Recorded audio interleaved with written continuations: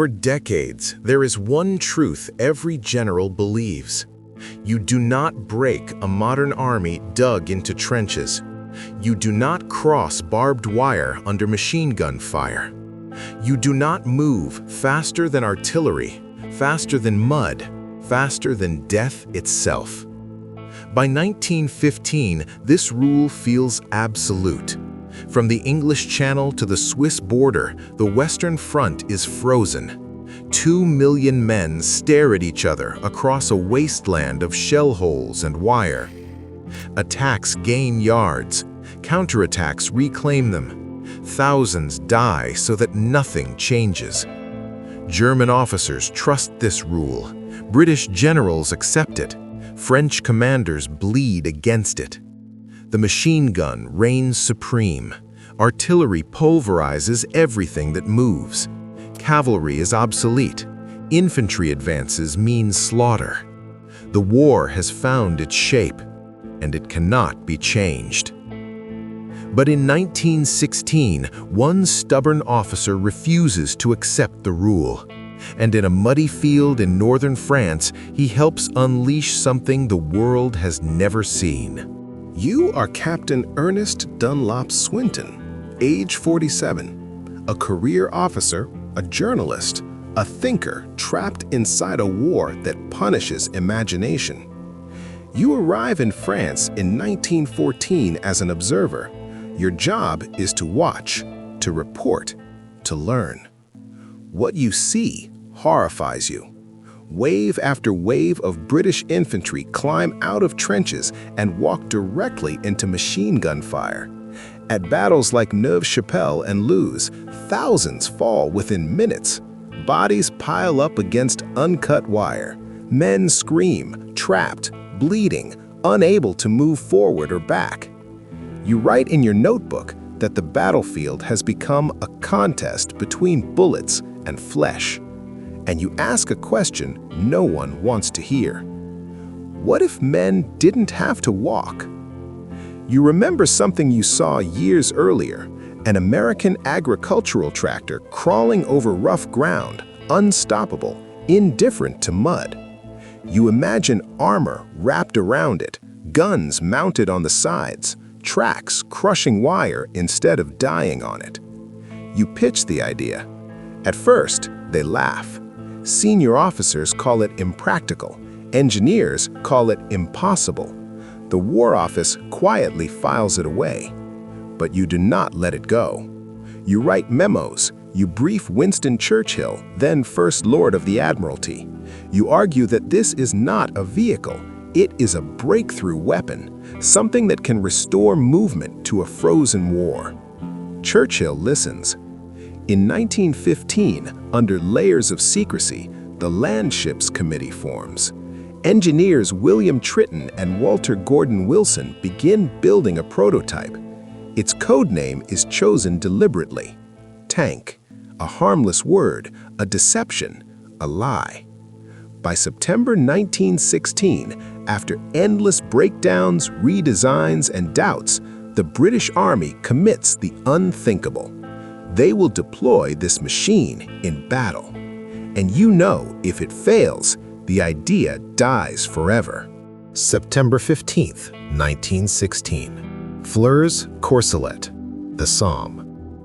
At 6:20 a.m., the artillery barrage lifts.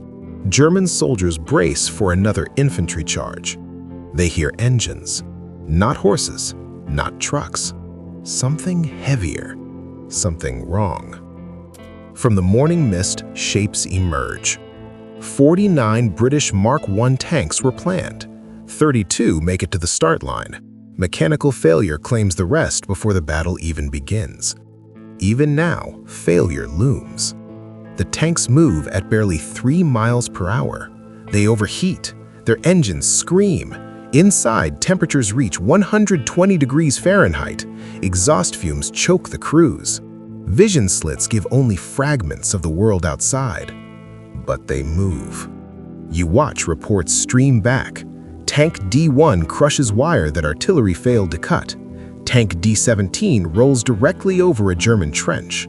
Machine gun bullets spark harmlessly off steel plates. German infantry fire. Nothing happens.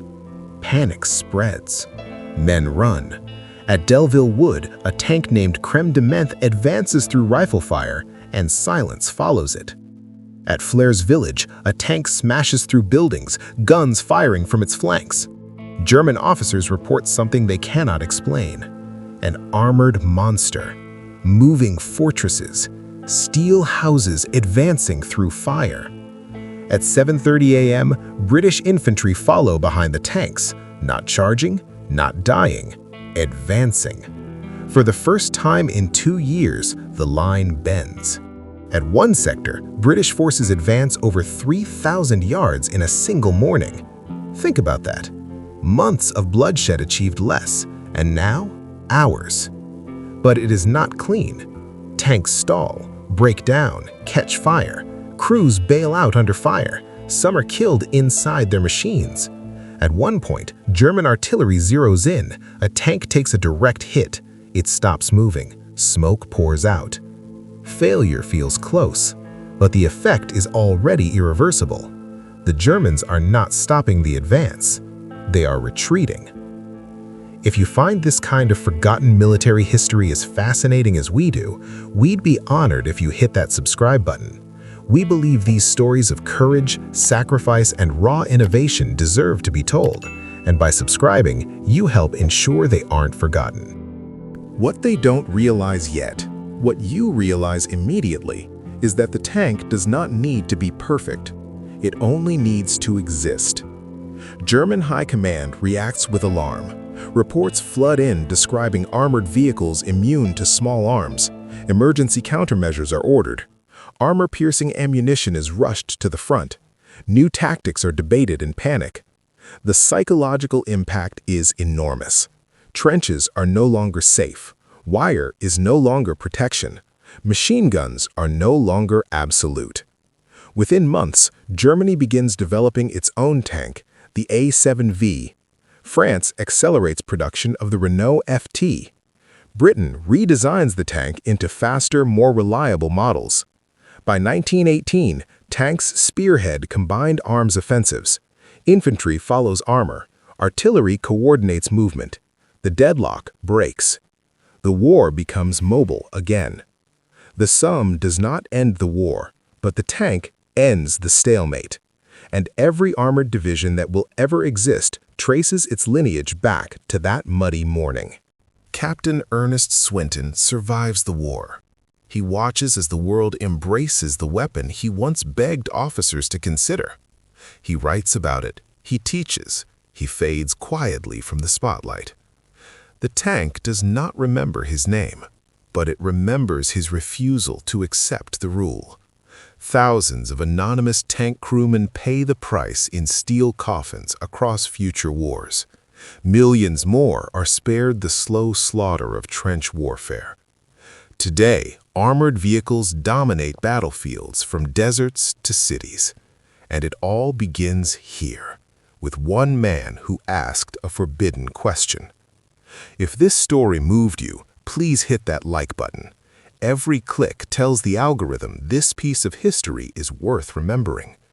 We're dedicated to rescuing these forgotten stories from the archives. If you want to join us on that mission, please subscribe and turn on notifications.